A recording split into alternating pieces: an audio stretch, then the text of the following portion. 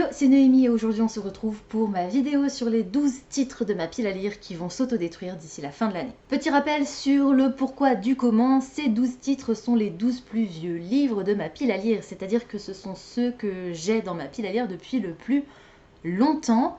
Avant de vous présenter les 12 titres qui vont s'autodétruire cette année, on va revenir sur les 12 titres qui étaient censés s'autodétruire au 1er janvier 2023, c'est-à-dire il y a 4 jours. Donc on va revérifier ensemble cette liste de 12 titres pour voir s'il y en a certains que je vais effectivement devoir supprimer de ma pile à lire sans les avoir lus. Et on va faire ça tout de suite. Je vais enregistrer l'écran de mon téléphone et c'est parti.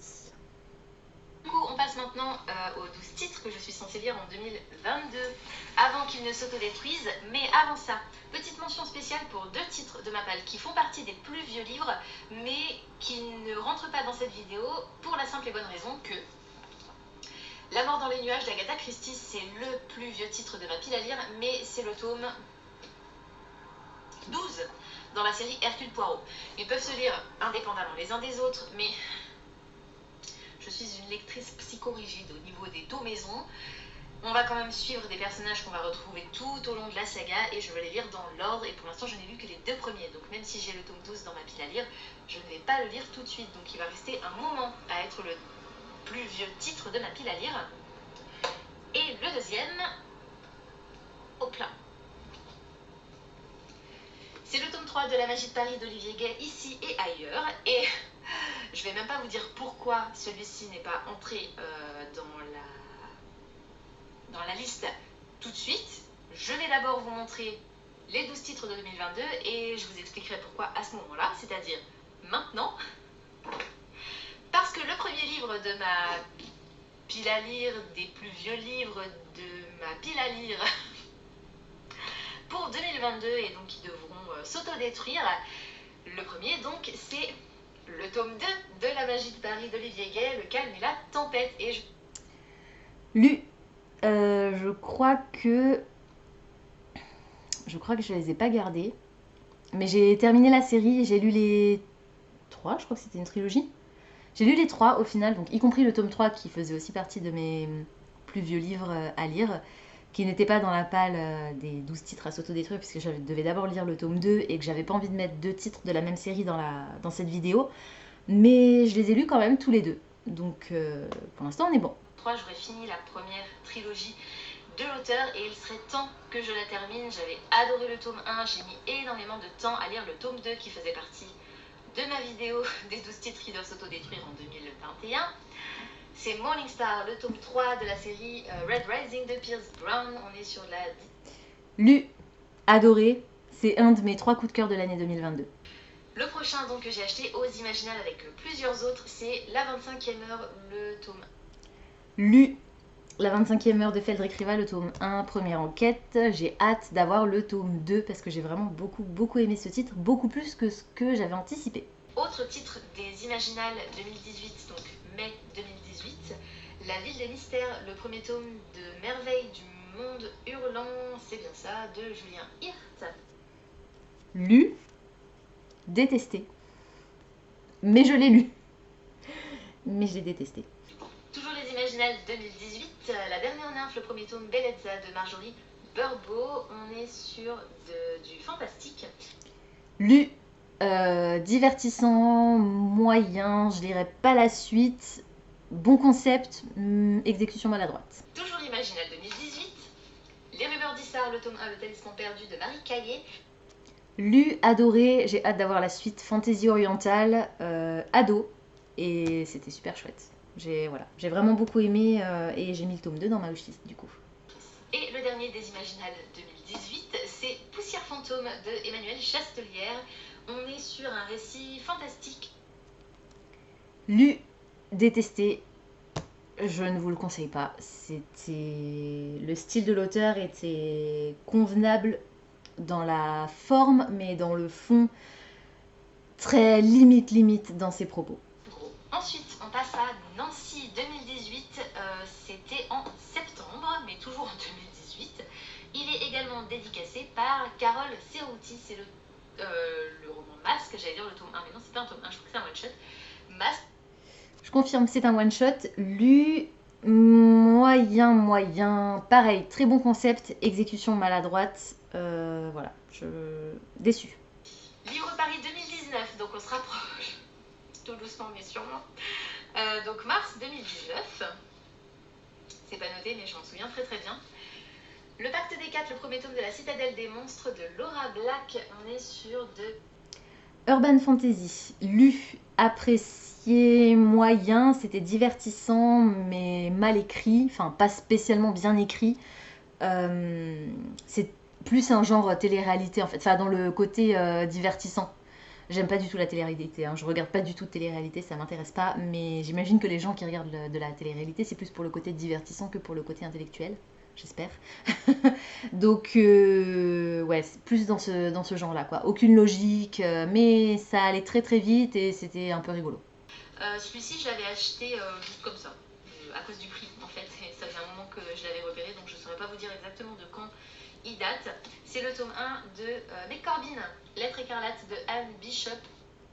Lu, adoré, il faut absolument que je me procure la suite. C'était vraiment chouette. Très très très très bonne urban fantasy avec plein de créatures différentes et encore pas mal de mystères qui entourent l'héroïne et les personnages secondaires. Donc vraiment hâte de découvrir la suite de l'histoire. C'est Une glace ou la mort, c'est un livre bonus dans une milliard livre box, donc de Gareth P.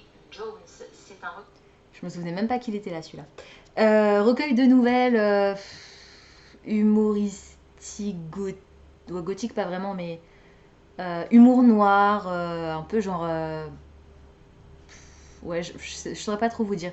C'était sympa sans plus, concept intéressant, exécution sympa, mais voilà. Franchement sans plus. On est sur un recueil de nouvelles qui se déroule toutes dans la même ville avec des personnages différents mais qu'on retrouve dans certaines nouvelles et qui ont un lien quand même entre eux. Enfin, bon, voilà, c'était pas extraordinaire.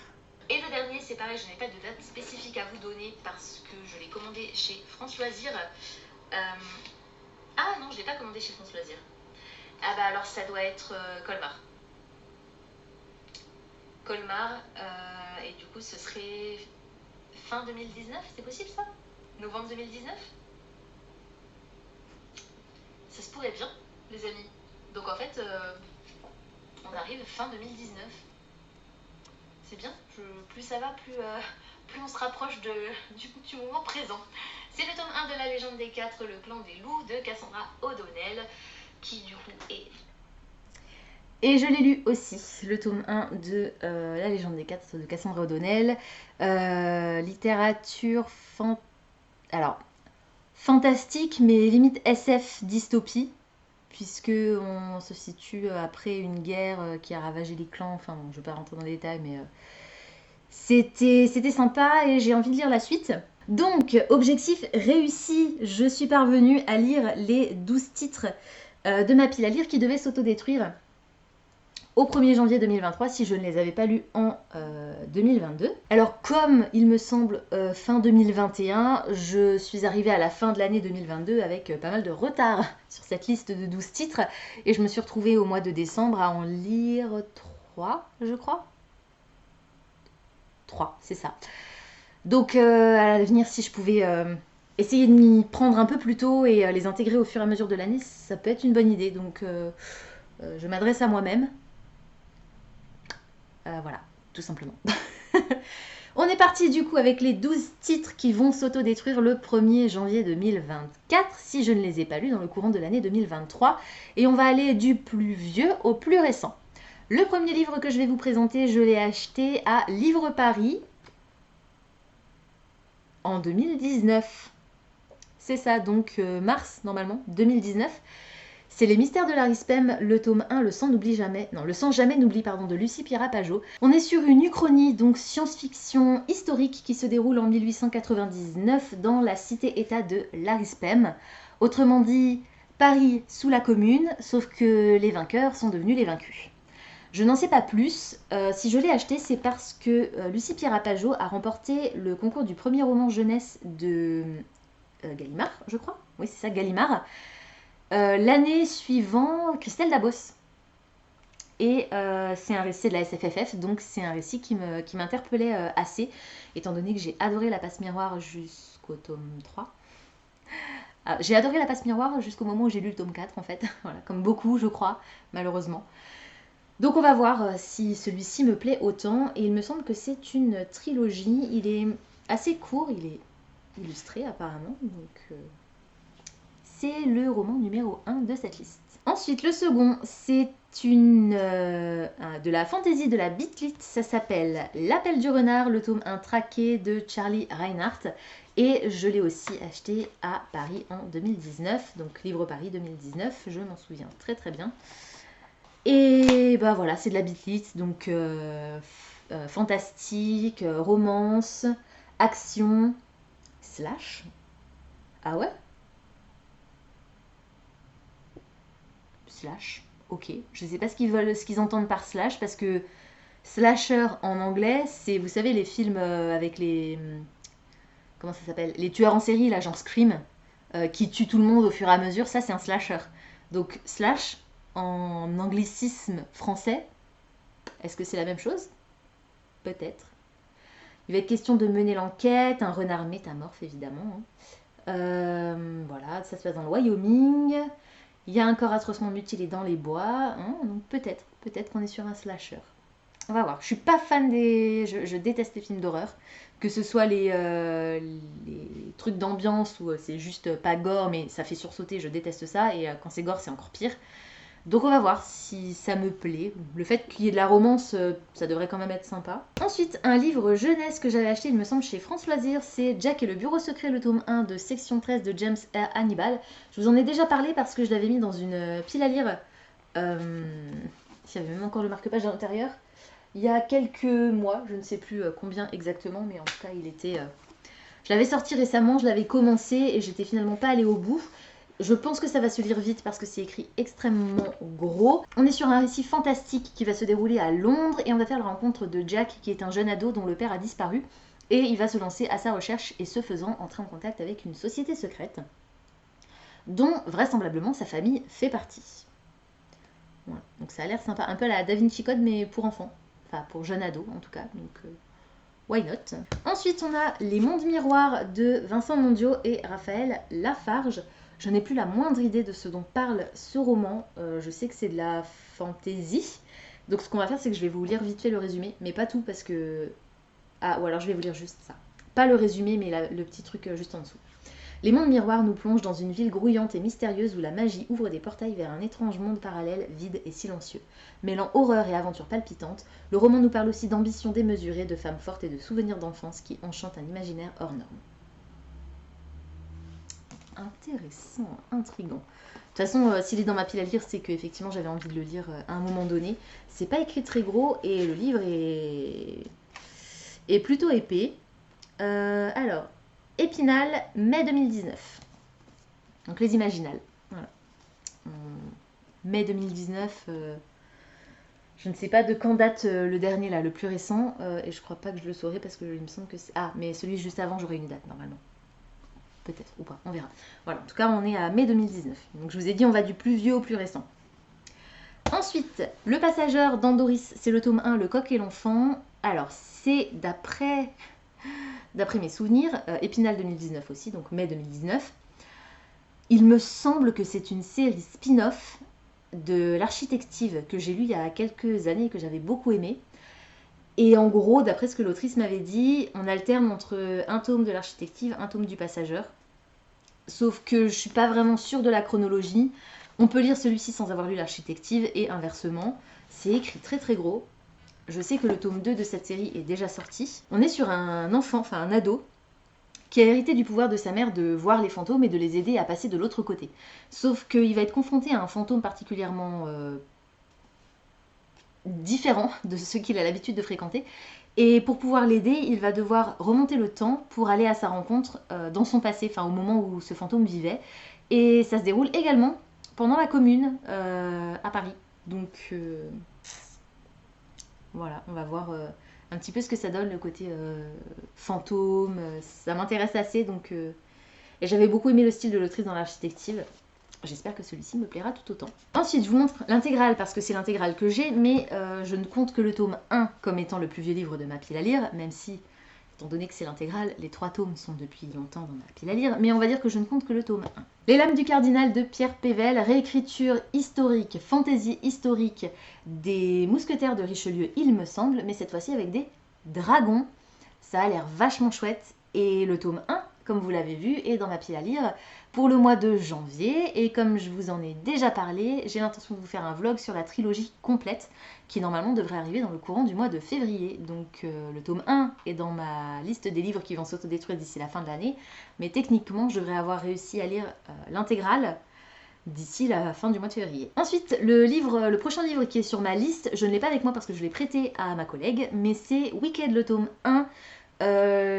L'histoire de la sorcière de l'Ouest. La véritable histoire de la méchante sorcière de l'Ouest. C'était ça. Réécriture donc de la genèse de, je ne sais plus comment elle s'appelle, mais la méchante sorcière de l'Ouest dans Le Magicien d'Oz de Gregory Maguire. Oups. Je n'ai, je crois, jamais lu Le Magicien d'Oz. La seule version que j'ai vue, c'est l'adaptation plutôt récente, il y a quelques années, en série télé. Et j'avais pas mal apprécié, mais je crois qu'elle diffère vraiment quand même beaucoup de l'œuvre originale. J'ai envie de découvrir celle-ci parce que c'est un classique de la fantasy américaine. Et voilà, tout simplement. Je me dis pourquoi pas. Donc d'ici la fin de l'année, il faudra que je l'ai récupéré. Donc ma collègue l'ait terminé, mais c'est pas un problème parce qu'elle est en train de le lire actuellement. Et pour que je puisse le lire. Donc réécriture, vous savez que j'adore. Et en parlant de réécriture, le prochain livre sur ma liste, j'ai pas sorti le bon. Comme ça c'est mieux. Vous les voyez au fur et à mesure. J'avais rapproché ce truc-là exprès, mais bon. Mémoire de poisson rouge. Et donc je disais, en parlant de réécriture, mon prochain titre c'est Mother Knows Best, le tome 6.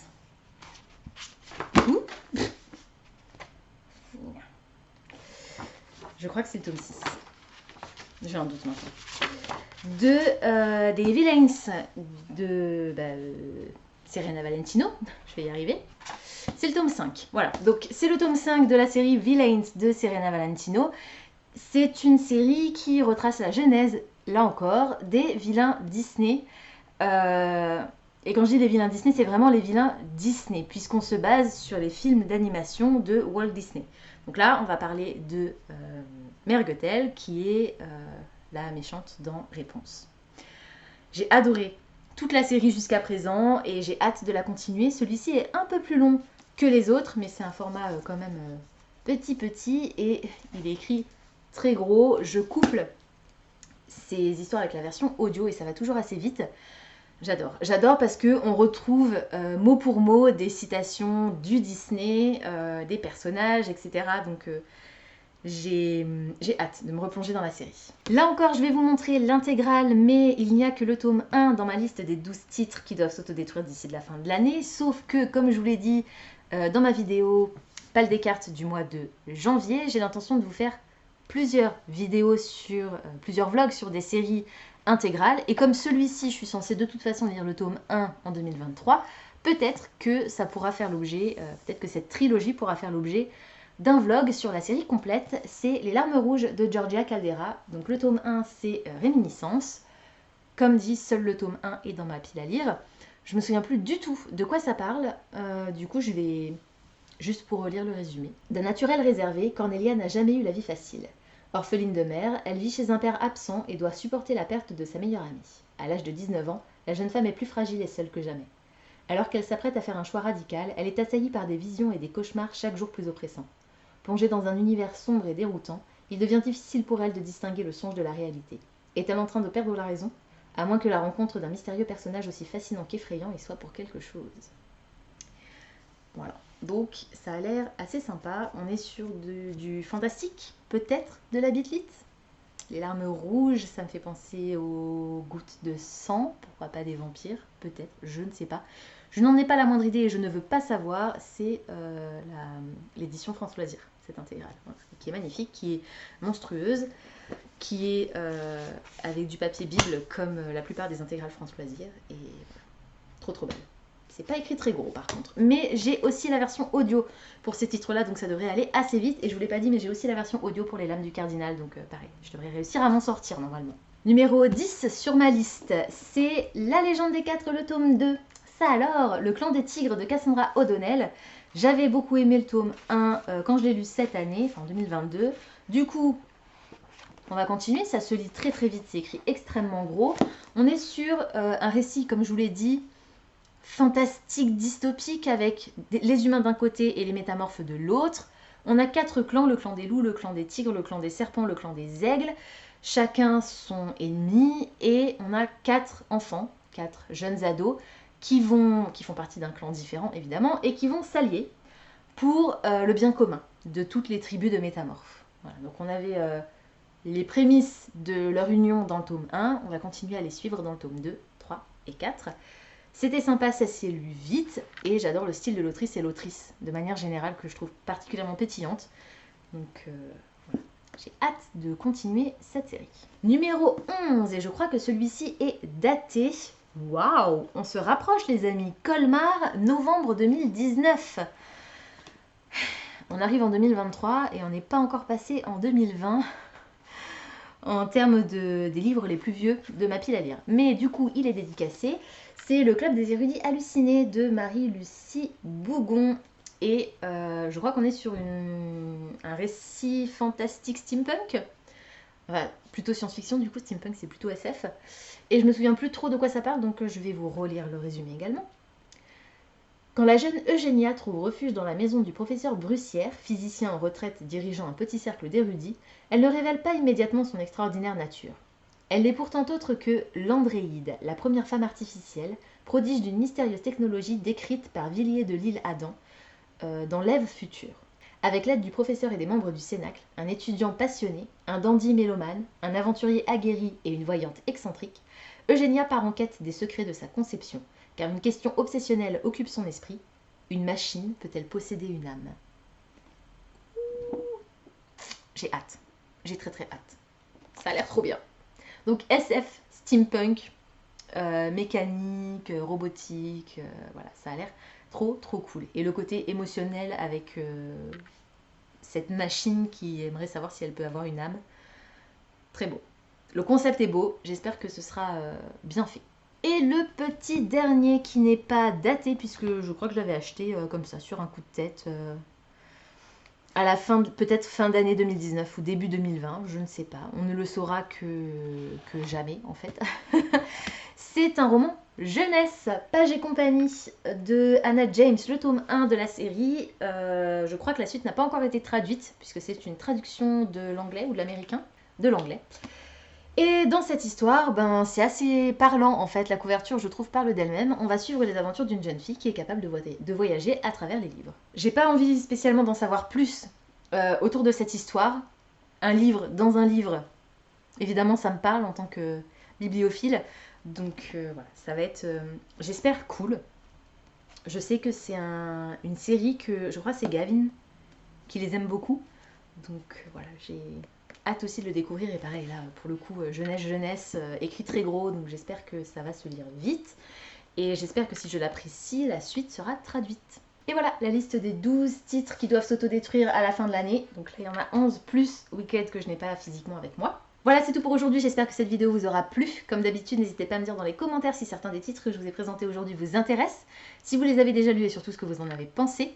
N'hésitez pas également à me proposer, pourquoi pas, une lecture commune sur un de ces titres. Alors, je ne vous promets pas que ce sera tout de suite, mais je peux peut-être essayer de les prioriser dans mes pales des cartes à venir pour les prochains mois. Pensez à vous abonner à la chaîne, à liker et à partager cette vidéo, ça me fera toujours plaisir. Pensez également à activer la petite cloche des notifications qui vous permettra de savoir quand je poste du nouveau contenu. En attendant de vous retrouver, je vous souhaite d'excellentes lectures et je vous dis à très bientôt dans une prochaine vidéo. Ciao!